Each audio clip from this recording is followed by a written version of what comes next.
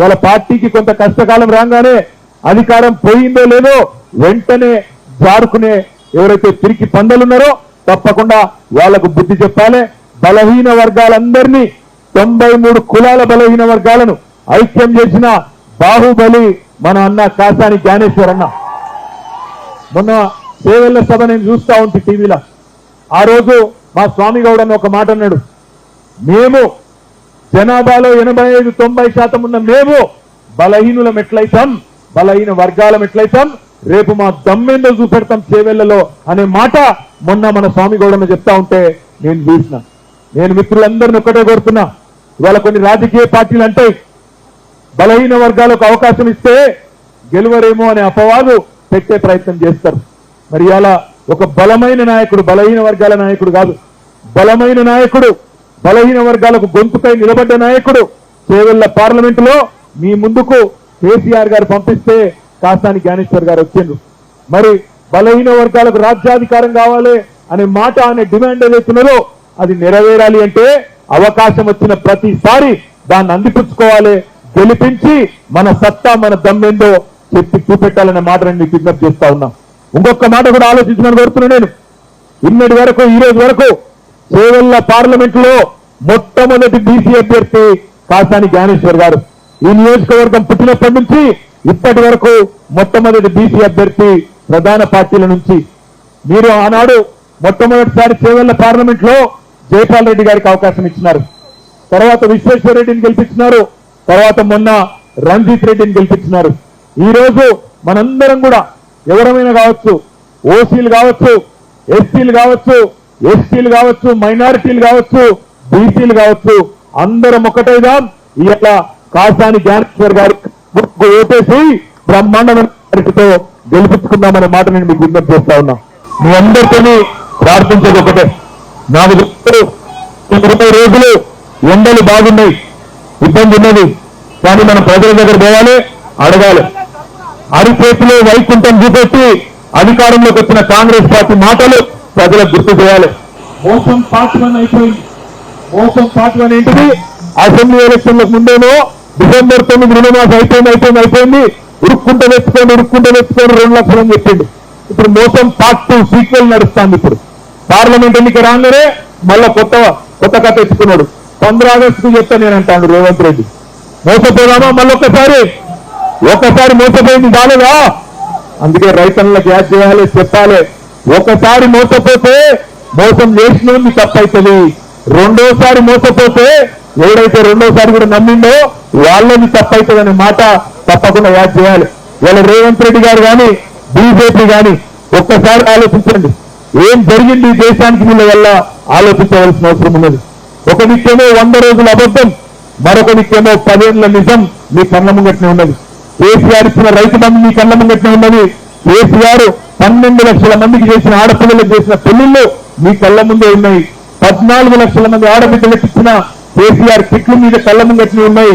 46 లక్షల మందికి ఆసరా పెన్షన్లు ఇచ్చి 200 నుంచి 2000 రూపాయలు చేసింది కూడా మీ కళ్ళ ముంగట్నే ఉన్నది. చెప్తూ పోతే ఎన్నో కార్యక్రమాలు 10 ఏళ్లలో మనం చేస్తున్నాం. హైదరాబాద్ నగరాన్ని సర్వాంగ సుందరంగా తీర్చిదిద్దుకున్నాం. చేవెళ్ల పార్లమెంట్ నియోజకవర్గంలో మా కాళ యాదవ్ గారి నియోజకవర్గంలో షాబాద్లో బ్రహ్మాండమైన పరిశ్రమలను కూడా నెలకొల్పుకున్నాం. వికారాబాద్ ను జిల్లా చేసుకున్నాం. వికారాబాద్ లో ఇవాళ కలెక్టర్ ఎప్పటినుంచో వికారాబాద్ ప్రజల కళ దాన్ని నెరవేర్చింది కేసీఆర్ గారు.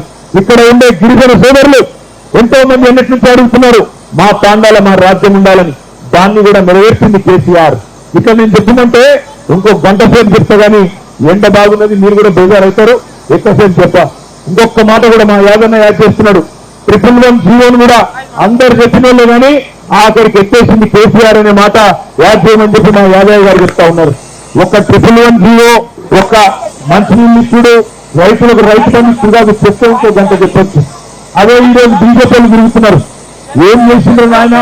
10 ఏళ్ళు మీరు ప్రభుత్వంలో ఉండి దేశానికి ఏం చేసిండ్రు, తెలంగాణకి ఏం చేసిండ్రు, మా చేవెళ్ళకి ఏం చేసింది చెప్పి ఓటు అడగవయ్యా అంటే చెప్పేందుకు ఏం లేదు.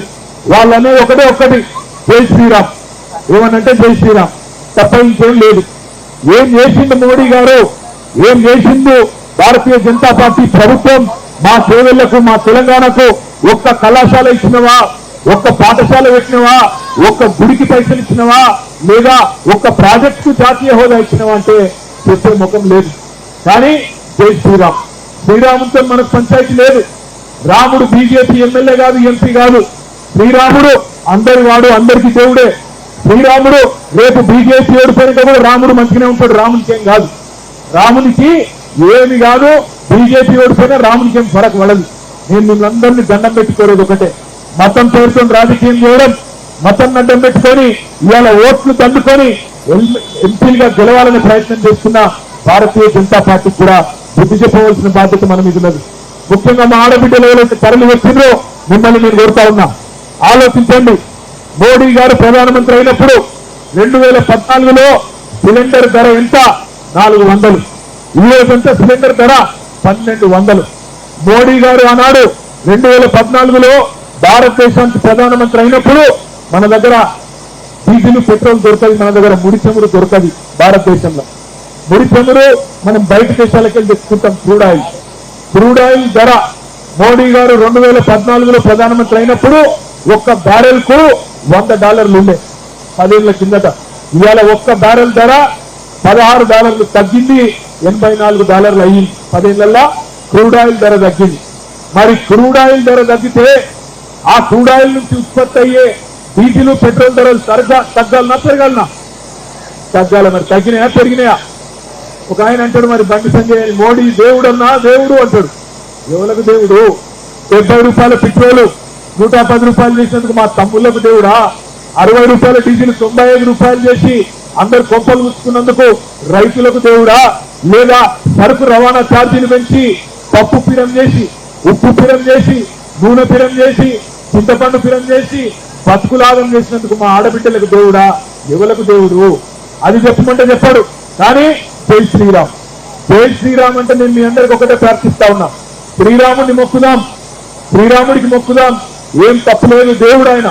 కానీ ఏమీ చేయని బీజేపీని, తెలంగాణకు నయా పైసా పని చేయని బీజేపీని మాత్రం ఓట్లతోనే తొక్కుదాం, ఓట్లతోనే బుద్ధి చెప్పుదామనే మాట నేను మీకు విజ్ఞప్తి చేస్తా ఉన్నా. ఇంకొక మాట కూడా నేను నిన్న ఆలోచించమని కోరుతున్నా. చేవెళ్ల ప్రాంతానికి, చేవెళ్ల పార్లమెంటుకు కృష్ణా నీళ్లు రావాలి. కృష్ణా నీళ్లలో మన వాటా తెలుసుమని చెప్పి ముఖ్యమంత్రిగా కేసీఆర్ గారు 10 ఏళ్ల నుంచి అడుగుతా ఉండే కేంద్ర ప్రభుత్వాన్ని వాటా తెలుసలేదు, నీటి చుక్క కూడా పంచలేదు.